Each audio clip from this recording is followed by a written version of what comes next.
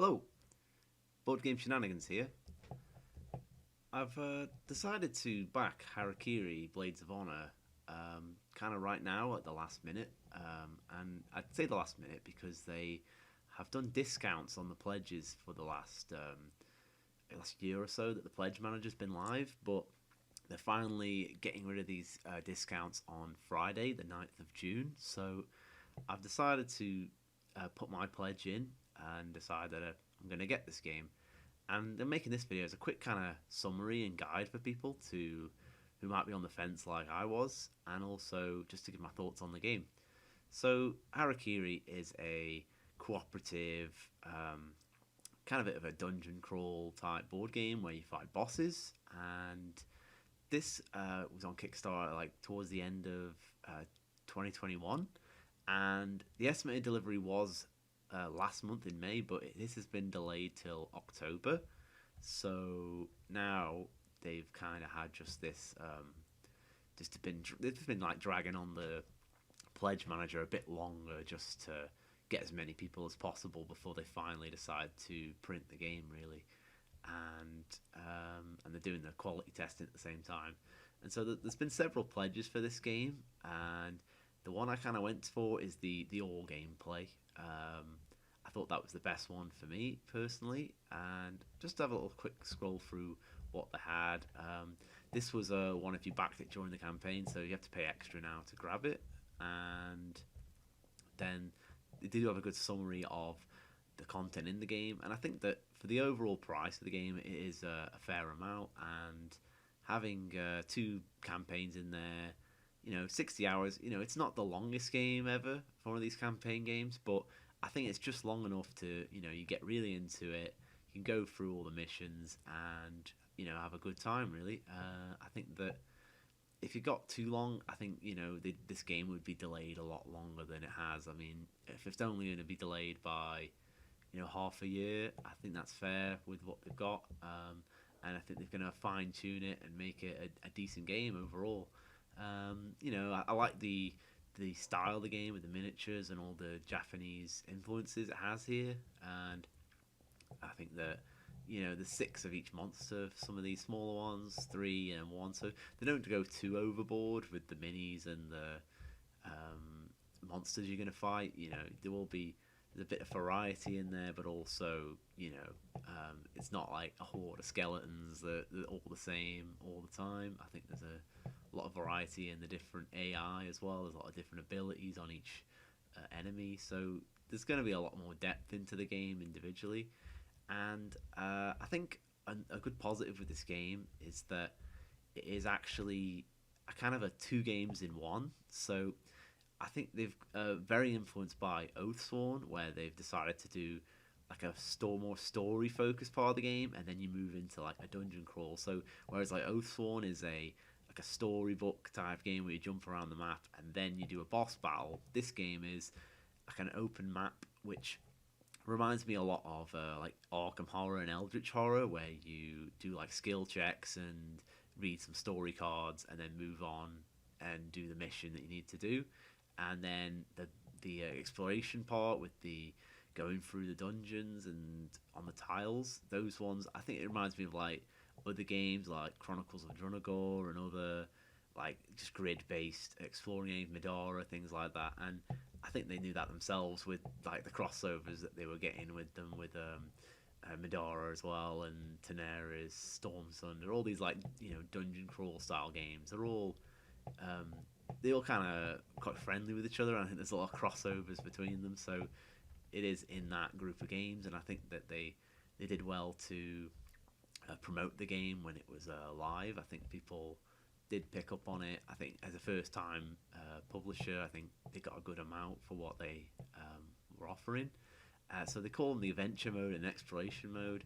Personally, those names aren't the best things to me. I think that they could have made it a bit more obvious because you're not exploring here, or you're not having an adventure here. I think that they could have just done like the battle mode and the adventure mode would have been fine. Then you know the difference kind of thing.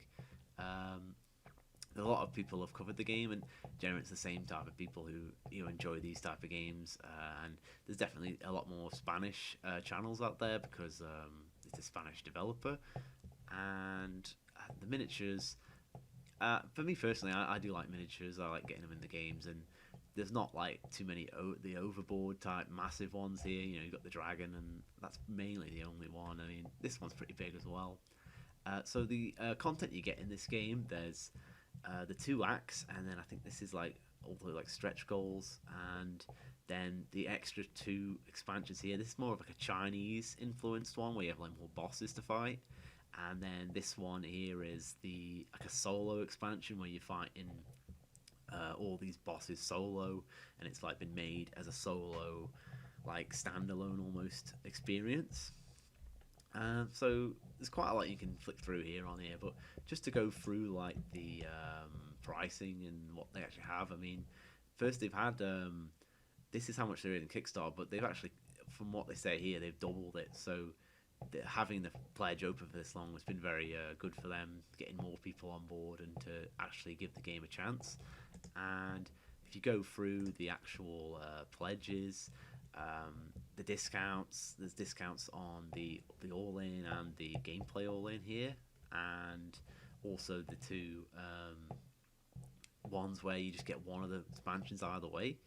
And you know, the ones that they save this much, that's how much it's going to go up by when they actually decide to up the prices on Friday, which is say here. And if you want to just select a pledge, I guess just select one, just see what the other ones are like. They do have a wash you can get. Personally, I'm not into these. If I'm going to get the minis, I'm going to want to paint them eventually myself. I'm not the best painter in the world, but I think, you know, a full paint job is still superior to a wash. I think I'd rather, you know, do it myself. And even if, you know, I'm going to take a long time, I like to have something to do, and I do pick it up from time to time and do some painting. 2 expansions separately. Sleeves, I do always get sleeves for a lot of these bigger games, but I'm not going to get it through a campaign. I usually just get it on my own afterwards. You know, dice tray is cool. Don't think I'm getting it. The art book, you know, art books are alright, but they're not really for me. I only get them if I'm gonna get the all in, and it comes with it. Extra dice if you need it. Playmat. This is the expansion you have to get if you didn't back it during the campaign. So if you want all the gameplay, this one's one to get. This is just an alternate mini, so you know, just leave it if you don't. If you want the mini, get it, but don't have to. And then some extra metal coins in there, which isn't in the all in. So if you do need the want to get the all in, pick that up as well if you want to get everything. But that is included in the all in pledge, but not the gameplay one. Yeah, and a few things to think about. I was watching this on Critical Fails channel. He did a nice little interview with the designer. He was saying during this part in the middle of the video about the reprint. They said that, you know, it's not in the plans for do a reprint or even like to do extra content, and they were kind of the way he kind of rounded out saying that with Oathsworn they might kind of copy that, and I think they do have a lot of influence from that game. I think that the way that they designed the game, I think they were getting their eyes on Oathsworn, and then while they're saying, oh yeah, if we did a reprint we'd do it that way, I think they think that business model is successful, and I think from seeing the success of Oathsworn, I think that is correct. They've got the right idea there. I think that they don't want to bloat the game out. I think if they do a reprint, they'll just do a few little deluxe things, maybe like some extra minis or some extra like deluxe minis for tokens instead of being like just like cardboard.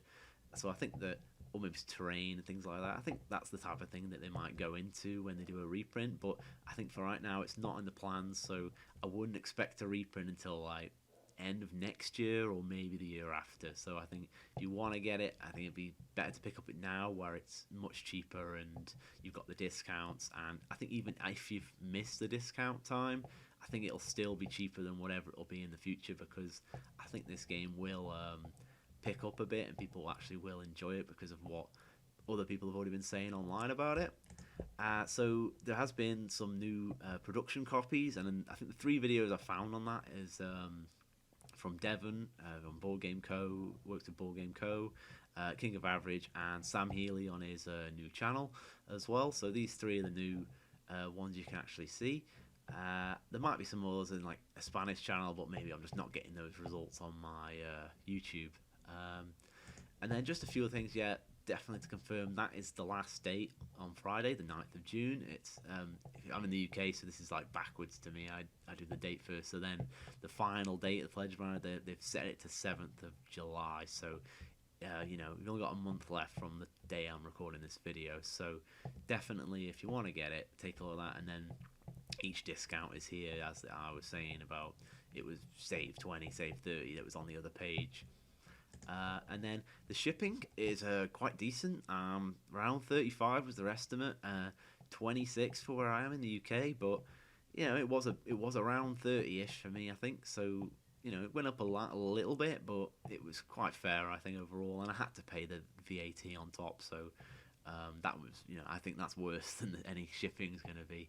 It always adds in 20% of what I'm purchasing on top of the shipping as well. It's after shipping the VAT comes in. So yeah, and then they did confirm here in the December update that they moved the deadline to October, and they were saying that they have 800 new events, 250,000 word of content. So they're putting a lot in, and hopefully that.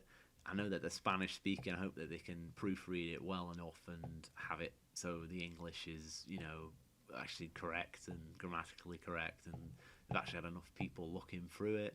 And I hope they get some more people in the fans to do it, like they release it in an update. Here's a sample, check it out, see what you think, guys. I think that would be helpful for them to do. And then overall, then I've kind of.